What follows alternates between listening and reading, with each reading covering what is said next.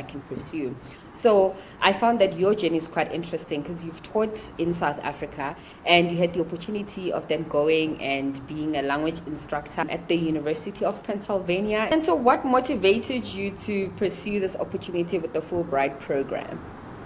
I think it was really living or maybe understanding the American classroom, because the Fulbright program, the FLTA program, what it had mostly it's there to shape or give the South African teachers an understanding on how the American classroom is, or and how it feels. So yeah, I think it was about 4 years into teaching when I got that opportunity. And I had to leave all my roles and really to go back and try to understand. And I mean, mostly it was about teaching the language. I was trained in teaching isiZulu. So I think it was really interesting to me to be able to teach the Americans isiZulu. So that was really, I thought it was going to be a challenge, and that's why I went. I was like, okay, let me just go and do it. Yeah, but yeah, it was quite an interesting phase. And it was nice and fulfilling as well. All right. So what are some of the requirements for you to then pursue the Fulbright program? And I think it's offered by the US Embassy. Please just clarify that for us. Fulbright scholarships, or FLTA, the Foreign Language Teacher Assistant Program. It is an exchange program, meaning if you leave South Africa, you are on J1 visa. On the US side, it's offered by the Department of State. And here in South Africa, yes, it is operated by the US Embassy. So all this information is available on the internet. And mostly the applications, probably if one wanted to, I think right now they are currently busy with the interviews for the next cohort that will be leaving next year.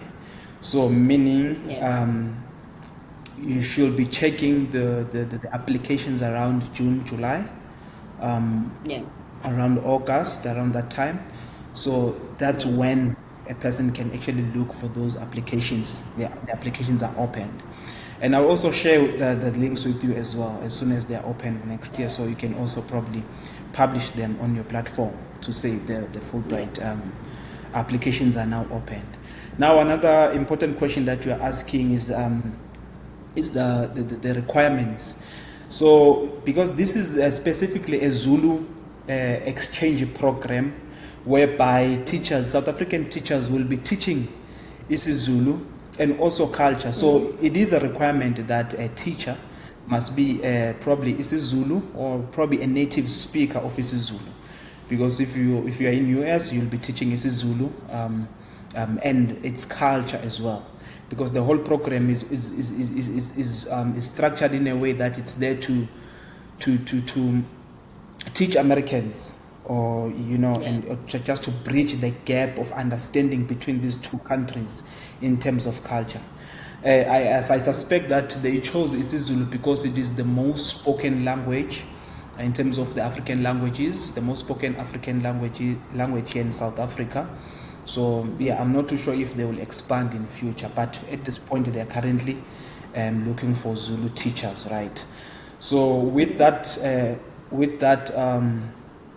experience of isiZulu, then you can actually apply, and you go through the shortlisting process, where you'll have to write before the interview you have to write about 2 essays, probably explaining why you need to be chosen. I mean, in South Africa, we have a lot of teachers that teach isiZulu and a lot of native speakers as well. So the essay is really centered around why you need to be selected. Why do you think you deserve to go and teach isiZulu in the US? And then I think with the other essay, it's mostly on your teaching methodologies, your teaching philosophy in the classroom. What kind of a teacher are you? And how do you integrate these teaching methodologies in the classroom? So those are the 2 essays most importantly. And it also has some roles that you have to do in the FLTA program once you're in the US. Community engagement. Probably you can get an opportunity and engage the community. It can be like having a presentation in a school, teaching the Americans learners about the South African culture, Zulu as a language, because as I've mentioned earlier, that this program it's there to close or to bridge the gap of understanding between these two countries. And also again, all the roles, in fact, they are highlighted on their website. Look, with